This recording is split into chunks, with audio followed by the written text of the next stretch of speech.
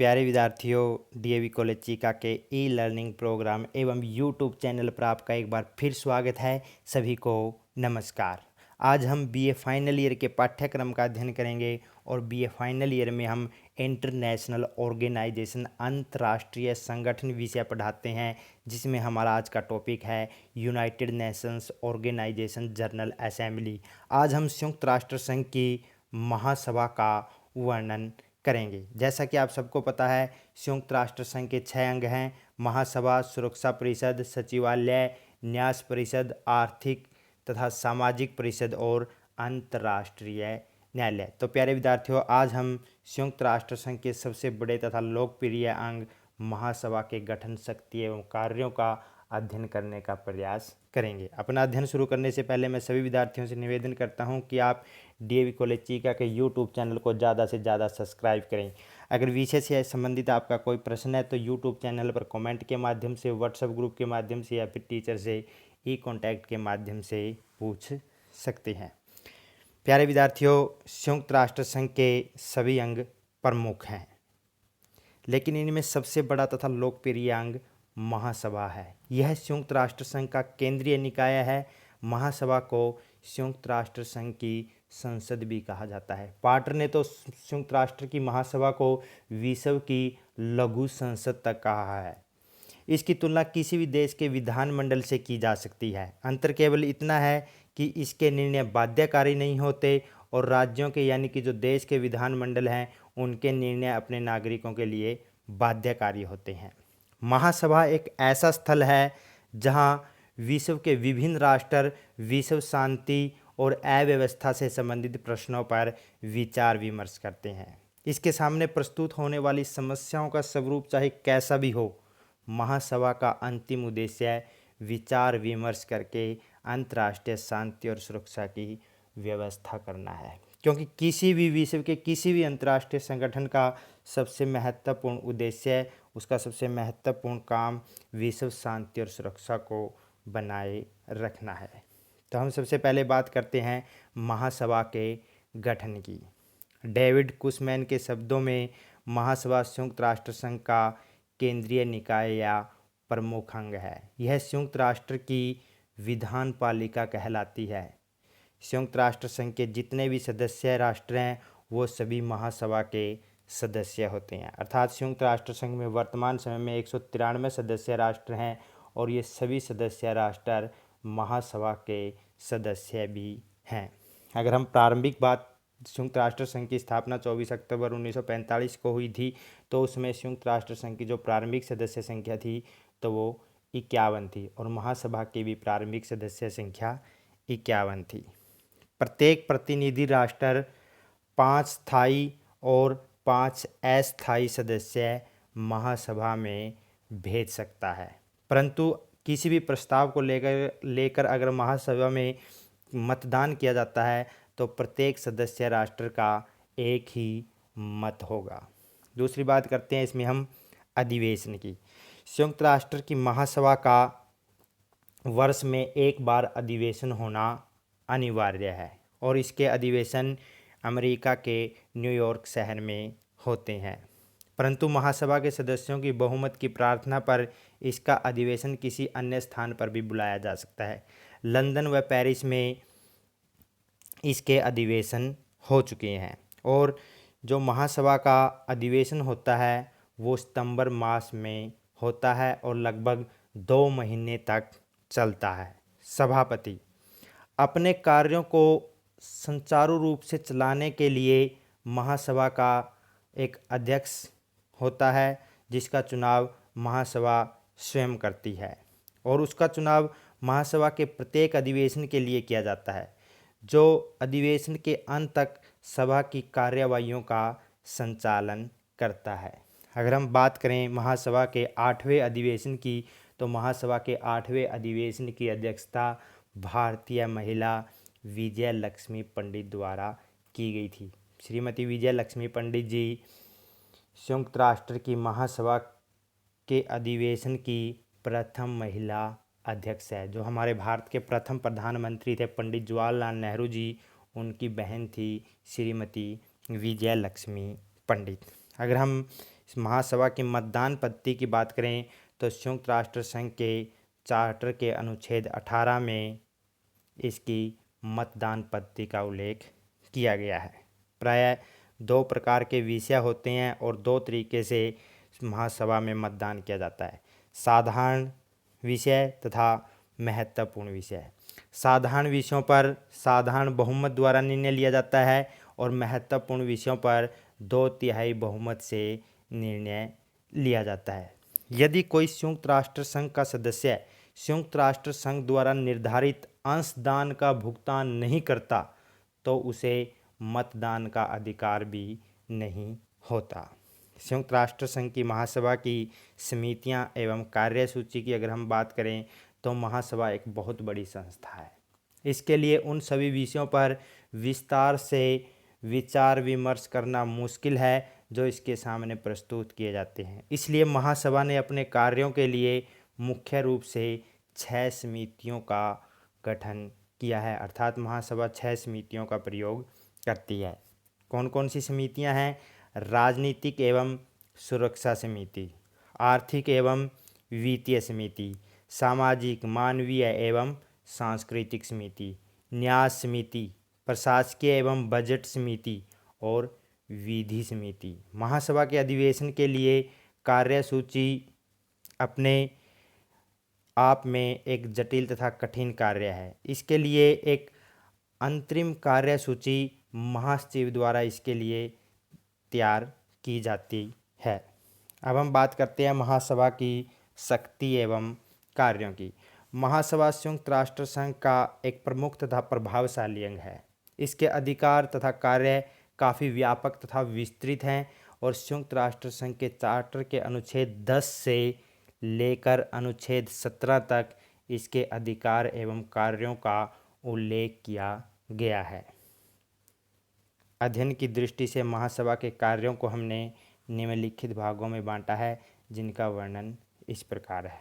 इसमें हमारा सबसे पहला है विचारात्मक कार्य।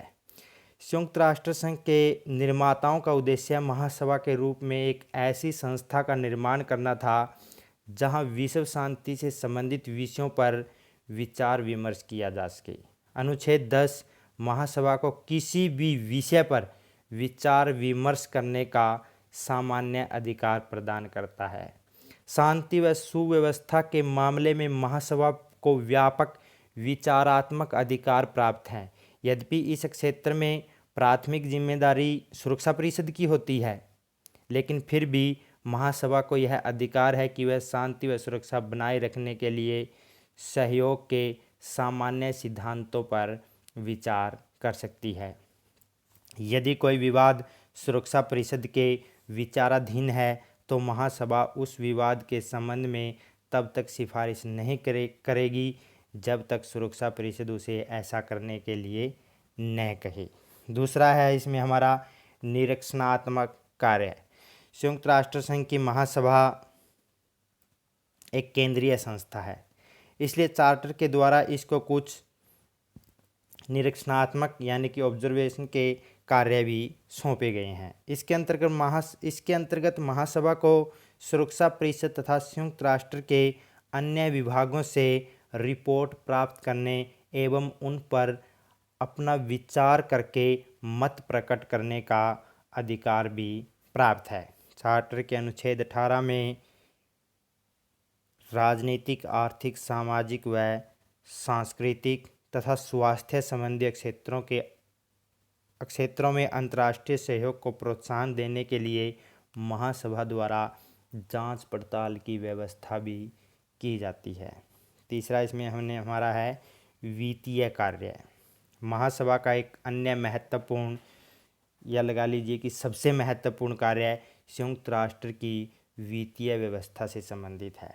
संयुक्त राष्ट्र के बजट पर विचार विमर्श महासभा द्वारा ही किया जाता है और महासभा द्वारा ही इसे स्वीकृति प्रदान की जाती है। संयुक्त राष्ट्र संघ का खर्च महासभा द्वारा निर्धारित अनुपात के अनुसार सदस्य राष्ट्रों द्वारा वहन किया जाता है। महासभा विशेष अभिकरणों के साथ बजट तथा वित्त संबंधी समझौते पर विचार विमर्श करती है। यानी कि जैसे हमारी संसद हमारा बजट तैयार करती है, ऐसे ही संयुक्त राष्ट्र संघ का बजट महासभा द्वारा तैयार किया जाता है। और जितना भी उसका बजट बनता है, जितना भी उसका खर्च निर्धारित होता है, तो ये भी महासभा द्वारा ही कि कौन सा राष्ट्र ज़्यादा शक्तिशाली है, इस राष्ट्र को इतना देना है, इस राष्ट्र को, इस बात का निर्धारण भी महासभा द्वारा ही किया जाता है। नंबर 4 पॉइंट है इसमें हमारा संगठनात्मक कार्य। महासभा को कुछ संगठनात्मक कार्य भी करने होते हैं। महासभा सुरक्षा परिषद की सलाह पर संयुक्त राष्ट्र में नए सदस्य राष्ट्रों को सदस्यता प्रदान करती है। अगर कोई राष्ट्र संयुक्त राष्ट्र संघ का सदस्य बनना चाहता है तो महासभा सुरक्षा परिषद की सलाह पर उसे नया सदस्य बनने की अनुमति प्रदान कर सकती है। इसके अतिरिक्त संयुक्त राष्ट्र की महासभा सुरक्षा परिषद में 10 अस्थायी सदस्यों का चुनाव करती है। वर्तमान समय में सुरक्षा परिषद की सदस्य संख्या 15 है, जिसमें 5 स्थायी सदस्य हैं और 10 अस्थायी सदस्य हैं। इन अस्थायी सदस्यों का चुनाव सुरक्षा परिषद के द्वारा ही 2 वर्ष के लिए किया जाता है। इसके अतिरिक्त जो हमारा संयुक्त राष्ट्र संघ का एक महत्वपूर्ण अंग है अंतर्राष्ट्रीय न्यायालय। अंतर्राष्ट्रीय न्यायालय के न्यायाधीशों की नियुक्ति भी सुरक्षा परिषद की सिफारिश पर महासभा द्वारा ही की जाती है। इसमें हमारा नेक्स्ट पॉइंट है संशोधन संबंधी कार्य। महासभा को संयुक्त राष्ट्र संघ के चार्टर में संशोधन करने की शक्ति भी प्रदान की गई है, जो महासभा का बहुत ही महत्वपूर्ण कार्य है।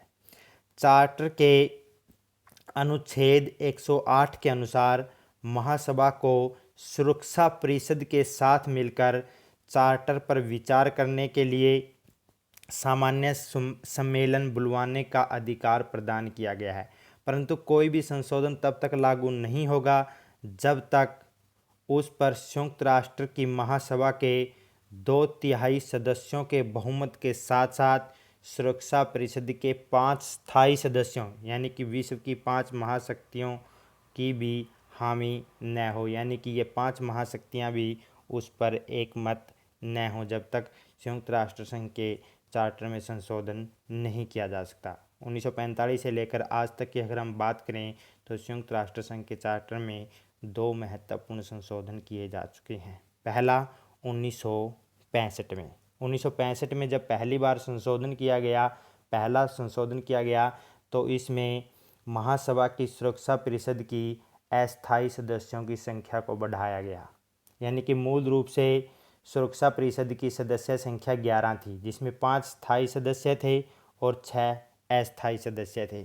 लेकिन 1965 में संयुक्त राष्ट्र चार्टर के प्रथम संशोधन द्वारा इसकी सदस्य संख्या को बढ़ाकर 15 कर दिया गया। यानी कि वर्तमान समय में 5 स्थायी सदस्य हैं और 10 अस्थायी सदस्य हैं। और दूसरा इसमें संशोधन 1971 में किया गया था, जिसमें आर्थिक एवं सामाजिक परिषद की सदस्य संख्या 27 से बढ़ाकर 54 कर दी गई। इसमें हमारा नेक्स्ट है अन्य कार्य।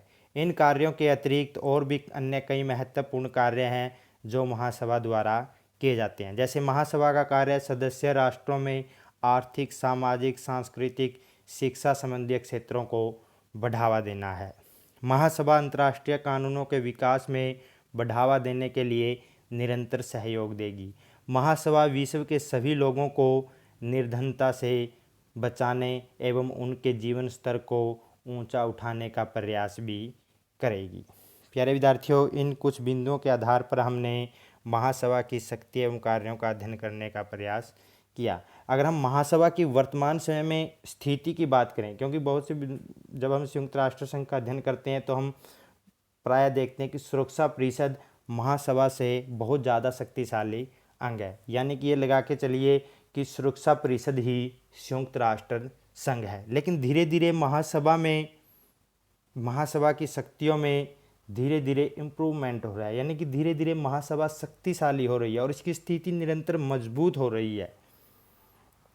जब हम संयुक्त राष्ट्र संघ की स्थिति की बात करते हैं तो संयुक्त राष्ट्र संघ द्वारा अंतर्राष्ट्रीय शांति और सुरक्षा की जो महत्वपूर्ण जिम्मेदारी है वो सुरक्षा परिषद को सौंपी गई है। परंतु सुरक्षा परिषद में जो 5 महाशक्तियां हैं उनकी आपसी गुटबाजी व कुछ अन्य कारणों ने इस कार्य को करने के लिए महासभा को बाध्य कर दिया, क्योंकि सुरक्षा परिषद उस तरीके से अपना कार्य नहीं कर पाती। जब भी अंतर्राष्ट्रीय शांति और सुरक्षा की बात आती है तो ये 5 महाशक्तियां आपस में एक दूसरे का विरोध करती हैं, तो इस कार्य को करने के लिए महासभा को बाध्य कर दिया गया है, जिस कारण महासभा की स्थिति में निरंतर बढ़ावा हो रहा है। और अगर हम बात करें 1950 के शांति एकता प्रस्ताव की, तो 1901 के शांति एकता प्रस्ताव के पश्चात महासभा की स्थिति में महत्वपूर्ण परिवर्तन हुआ है और निरंतर महासभा की स्थिति में सुधार हो रहा है। प्यारे विद्यार्थियों, महासभा का गठन, शक्ति एवं कार्य परीक्षा के लिए बहुत ही उपयोगी एवं महत्वपूर्ण प्रश्न है और इस बार ये परीक्षा में पूछा जा सकता है। अंत में आप सबका धन्यवाद।